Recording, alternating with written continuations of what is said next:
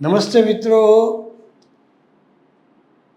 વાગર્થા વિવ સંપૃક્તૌ વાગર્થ પ્રતિપત્તયે જગતઃ પિતરૌ વંદે પાર્વતી પરમેશ્વરૌ. મહાકવિ કાલિદાસે આ શ્લોકમાં જગતના માતા પિતા ભગવાન શિવ અને પાર્વતીને વંદન કર્યા છે અને તે કહે છે કે હું વાણી અને અર્થની જેમ સદાય જોડાયેલા, કારણ કે શિવ અને શક્તિ ક્યારેય એકબીજાથી પૃથક નથી. વાણી અને એનો અર્થ એકબીજાથી અલગ નથી. વાણી બોલો એટલે એનો અર્થ તરત જ સ્ફુરિત થાય છે. તો વાણી અને અર્થની જેમ સદાય સંયુક્ત એવા શિવ અને પાર્વતીને વાણી અને અર્થની નિષ્પત્તિ માટે હું વંદન કરું છું. એ રીતે તુલસીદાસજીએ પણ રામચરિત માનસના આરંભમાં શિવ પાર્વતીને પ્રણામ કર્યા છે. ભવાની શંકરૌ વંદે શ્રદ્ધા વિશ્વાસ રૂપિણૌ યાભ્યામ વિના ન પશ્યંતી સિદ્ધાઃ સ્વાંતસ્થમીશ્વરમ. શ્રદ્ધા અને વિશ્વાસના સ્વરૂપવાળા ભવાની અને શંકરને હું પ્રણામ કરું છું. આ શ્રદ્ધા અને વિશ્વાસના પ્રતીક સમા ભગવાન શિવ અને પાર્વતીની કૃપા વિના સિદ્ધો પણ એમના અંતઃકરણમાં રહેલા ઈશ્વરના દર્શન કરી શકતા નથી. તો ભગવાન શિવ એ તમામ સિદ્ધ યોગીઓના ઈશ્વર છે. બ્રહ્મા, વિષ્ણુ અને મહેશ એ ત્રણ આદિદેવો છે. એમાં બ્રહ્માજી સર્જનનું કાર્ય કરે છે, વિષ્ણુ પોષણનું કાર્ય કરે છે અને ભગવાન શિવ એ સંહારનું કાર્ય કરે છે. પણ એવું નથી કે એ માત્ર સંહારના જ દેવતા છે. દરેકે દરેક દેવ, આદિદેવ, બ્રહ્મા હોય, વિષ્ણુ હોય કે શિવ હોય, એ તમામ પ્રકારના કાર્યો કરવા સમર્થ છે. મહાકવિ કાલિદાસ તો એમ કહે છે કે અકિંચન સન. સ્વયં તો અકિંચન છે, સ્વયં તો કોઈ સંપત્તિ ભેગી કરતા નથી, સ્મશાનમાં નિવાસ કરે છે. જે કંઈ એમની સંપત્તિ કહો એ તો સાપ અને વીંછી અને ભસ્મ.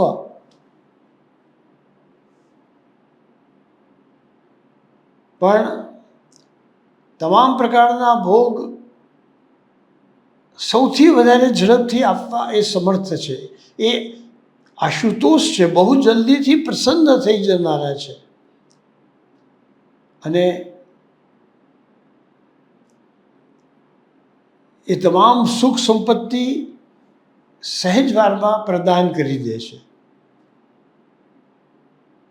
શ્રી વલ્લભાચાર્ય મહાપ્રભુજી તો એમ કહે છે કે તમારે જો લૌકિક સુખ જોઈતા હોય, ભોગ વિલાસ જોઈતા હોય, સંપત્તિ જોઈતી હોય, કોઈ લૌકિક કામના પૂર્ણ કરવી હોય તો તમે ભગવાન શિવજીને ભજો. એ તમને જલ્દીથી એ બધું આપી દેશે.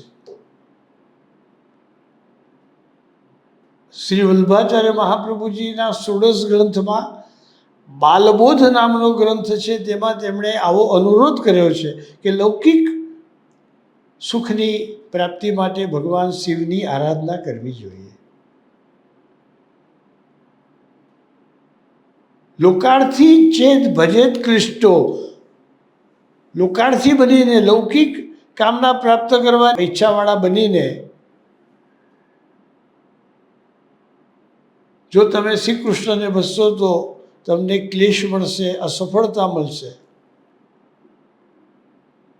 શ્રી કૃષ્ણ તમને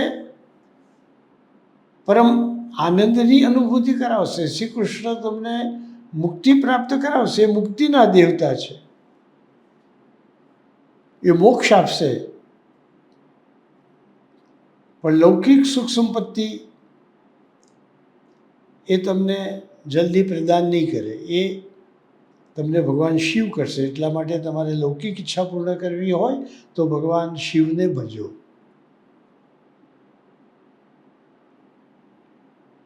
ભગવાન શિવનો મહિમા અપાર છે.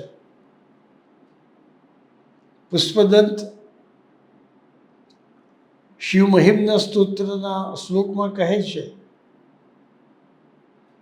અસિતગિરી સમમ સ્યાત કજ્જલમ સિંધુ પાત્રે સુરતરુવર શાખા લેખિની પત્ર મુર્વી લિખતી યદિ ગૃહીત્વા શારદા સર્વકાલમ તદપી તવ ગુણાનામ ઈશપારમ ન યાતિ. અસિત પર્વત, કાળો પર્વત, વિશાળ પર્વત જેટલી શાહી આપણે લીધી હોય, કજ્જલ એટલે શાહી. અસિત ગિરી સમમ સ્યાત કજ્જલમ, સિંધુ પાત્રે સમુદ્ર જેવી વિશાળ જગ્યાએ એ સહી પાથરી દીધી હોય.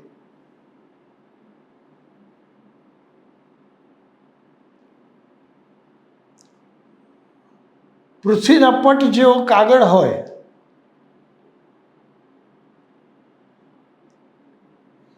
દેવોના કલ્પવૃક્ષની ડાળીમાંથી બનાવેલી કલમ હોય, સુર તરુવર શાખા લેખની, અને પત્રમ ઉર્વી એટલે પૃથ્વી જેટલો કાગળ હોય. આ બધું લઈ અને સરસ્વતી દેવી, વિદ્યાની દેવી સરસ્વતી પોતે બધો જ સમય જેમના ગુણગાન લખ્યા જ કરે તો પણ જેમના ગુણોનો પાર ન આવે એવા ભગવાન શિવ છે.